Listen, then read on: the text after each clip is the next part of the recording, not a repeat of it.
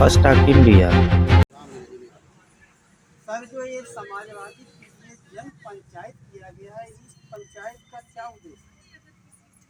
सर्वप्रथम विधानसभा पास चुनाव समाजवादी पार्टी रामनिरंजन यादव विधानसभा अध्यक्ष और पूरे समिति और पूरे विधानसभा की तरफ से मीडिया बंधु आपको बहुत बहुत धन्यवाद। रह गई बात ये जो पीडीए जन पंचायत चर्चा कार्यक्रम माननीय राष्ट्रीय अध्यक्ष श्री अखिलेश यादव जी के निर्देशानुसार विधानसभा बास गाँव में ही नहीं बल्कि पूरे प्रदेश में यह कार्यक्रम चलाया जा रहा है। उसके निर्देश पे हम लोग तो सबसे बड़े सदन में गृह मंत्रालय से गृह मंत्री हुए माननीय श्री अमित शाह जी परम पूज्य बाबा साहब भीमराव अंबेडकर जी के अभद्र टिप्पणी पर हम लोग ये पीडीए प्रचार जन जन तक पहुंचाने का काम कर रहे हैं और यह बताने का काम कर रहे हैं तो अमित शाह बाबा साहब के किए हुए कार्यों पे और संविधान लिखे हुए पे वह गृह मंत्रालय में जाकर के आज शासना भी बना हुआ है वह भूल गया है। तो यह गरीब नौजवान मजदूर किसान और जो हमारे अगड़े पिछड़े और सभी वर्गों के जो हमारे दबे कुचले लोग हैं उनको बताने का काम कर रहे हैं कि बाबा साहब का अपमान किया है, इस अपमान का बदला अमित शाह से किस तरह से लेना है और इस सदन से नहीं पूरे भारतवर्ष से इसको निकाल देने का काम किया जा रहा है माननीय राष्ट्रीय अध्यक्ष जी की। तो सर, जैसे कि ये जन पंचायत किया गया है तो लोगों को कुछ मुद्दे तो भी बात किया जा रहा है।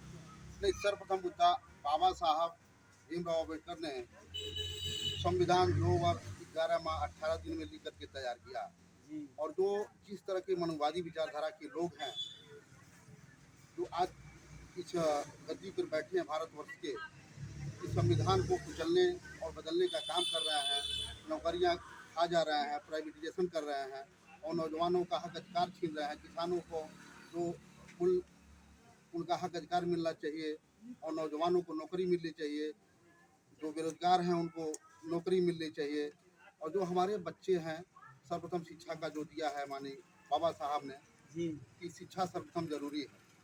शिक्षा वह सिरनी का दूध है, जो पिएगा वो दहाड़ेगा। तो सर्वप्रथम शिक्षा इतना महंगी कर दिया है। सबसे पहले जो हम लोग ग्रेजुएशन में जाते थे तो सेमेस्टर वाइज काम नहीं होता था।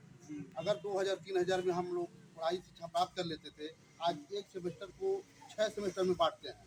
तो वही सेमेस्टर में जो सब हम लोग 3 सेमेस्टर का काम करते थे एक शिक्षा को प्राप्त करने के लिए 3000 में काम करते थे, 10,000 12,000 15,000 कर दिए हैं। तो गरीब नौजवान मजदूर किसान कहाँ से पढ़ सकता है। तो इसको जन जन तक पहुँचाने के लिए बाबा साहब को सोच को विचारों को मजबूत करने के लिए यह पर्चा बना गया। तो सर, जैसे कि ये संविधान का उल्लंघन हुआ है तो क्या लगता है कि ये सुधार हो सकता है या ऐसे चलेगा? 100% सुधार तो होना ही होना है। बाबा साहब जो संविधान लिख करके कर गए हैं, बाबा साहब अकेले मैं अभी बोला हूँ 2 वर्ष 11 माह 18 दिन में। तो एक व्यक्ति 2 वर्ष 11 माह 18 दिन में अगर एक व्यक्ति करोड़ों के लिए अगर लिखा है तो एक व्यक्ति के लिए करोड़ों लोग तैयार हैं बाबा साहब को सम्मान से बचाने के लिए और इस संविधान को बचाने के लिए। जो तड़ीपार आकर के गुजरात से आग बैठे हैं, इन लोग गुजरात से ही बाहर हम लोग करके ये जनता काम करेगी। मेरे राष्ट्रीय अध्यक्ष का एक ही सपना है, बाबा साहब का जो भी सपना अधूरा रहा है वह पूरा करने का काम करेंगे माननीय राष्ट्रीय अध्यक्ष अखिलेश यादव ने। हम सभी कार्यकर्ताओं और सभी नेताओं, जो छोटे बड़े लोग हैं, गरीब नौजवान मजदूर किसान के सहयोग से बाबा साहब का संविधान लिखा हुआ अधूरे सपने को पूरा करने का काम करेंगे। सर, जैसे यह सरकार अगर मात्र 5 मिनट भाषण करने के लिए किसी एक नेता बड़े नेता को अगर बोल दिया जाए तो हिंदू मुस्लिम मस्जिद हिंदू मुस्लिम मंदिर मस्जिद और धर्म अधर्म की बात करती है, रोजगार और व्यवसाय पे एकदम नहीं बात करती। हम लोगों के राष्ट्रीय अध्यक्ष माननीय अखिलेश यादव ने बेरोजगार नौजवान किसान मजदूर दबे कुचले लोगों की लड़ाई लड़ने के लिए ही आगे कदम बढ़ाए हैं और मैं धन्यवाद देना चाहूँगा अपने नेता को कि इतनी लंबी लड़ाई प्रदेश की नहीं बल्कि देश की लड़ाई स्वयं लड़ रहे हैं और नौजवानों के लिए लड़ रहे हैं कि नौजवान हमारा रोजगार पाए।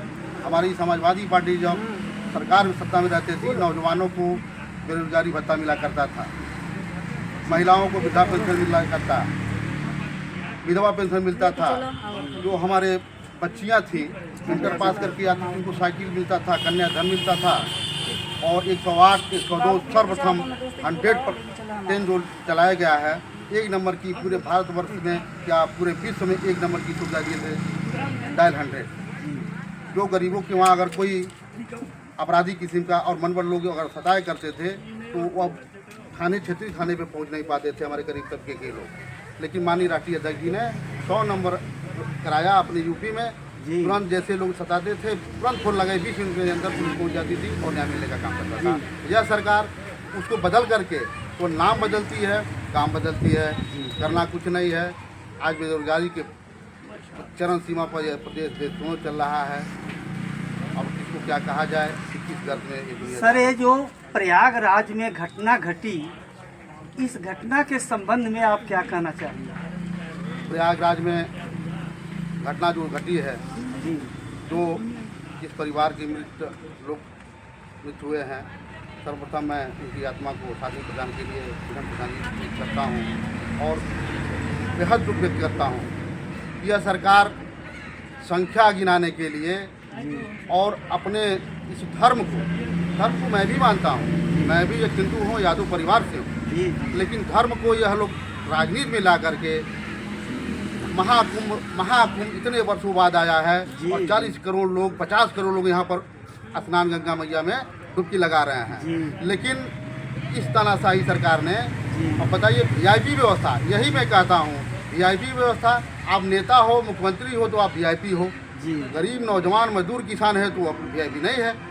उसको किस तरह से भेड़ी बकरियों की तरह कुचलते हुए लोग वीआईपी व्यवस्था किनारे करके और कुचलते हुए हजारों लोगों का वहाँ उसमें हत्या करवाया गया। इसमें विशेष तौर से सरकार ही गुनाहगार है, सरकार की कमी है। सरकार, लेकिन सर वहाँ पे तो व्यवस्था भी तो किया गया था, व्यवस्था असफल रहा। उसमें एक सिपाही की भी व्यवस्था है, काम की व्यवस्था नहीं थी। या मृत आत्माओं के लिए कोई भी नहीं बोला गया। मैं जानता हूँ, वहाँ पे देखा हूँ, सुना हूँ आपके चैनल के माध्यम से, वीडियो के माध्यम से, कि जो अभी जीवित लोग थे उसमें कुचले गए थे, जेसीबी लगा करके गड्ढा खोद करके उस मृत शरीर को जो है वहाँ पे दफनाया गया था और छिपाया गया था।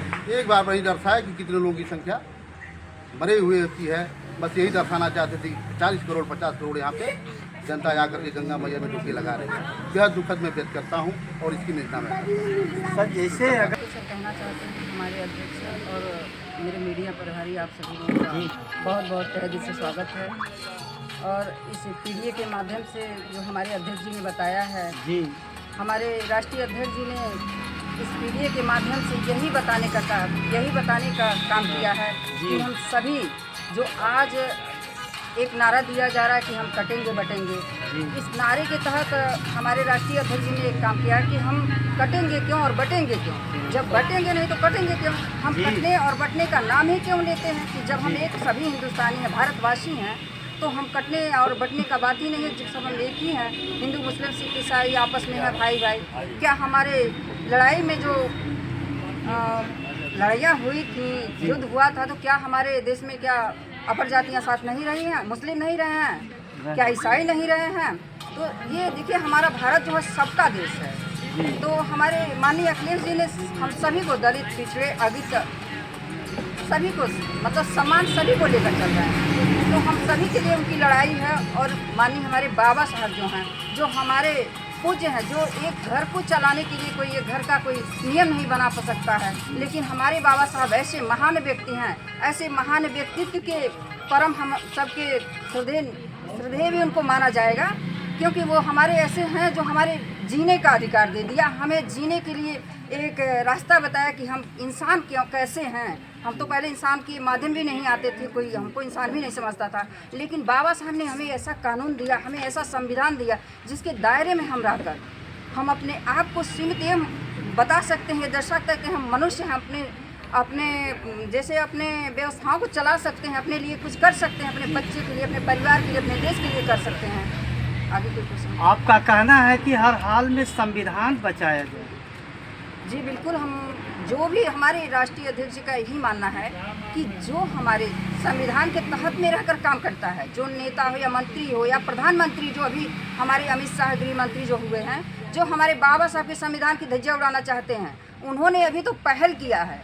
अभी छोटी सी एक चीज़ आपने किया, ये इसलिए कि हमें आजमाने के लिए। देखिए बाबा साहब के अम्बेडकरवादी कितने लोग हैं जो बाबा साहब को मानते हैं, बाबा साहब के संविधान को लेकर चलते हैं, लेकिन ऐसा कुछ नहीं। हम पूरे देशवासी संविधान के लिए मरने के लिए तैयार हैं। अगर हमारी ये मांग है कि अभी अमित शाह जी को उनके कुर्सी से हटाया जाए, उनके पद से उनको ये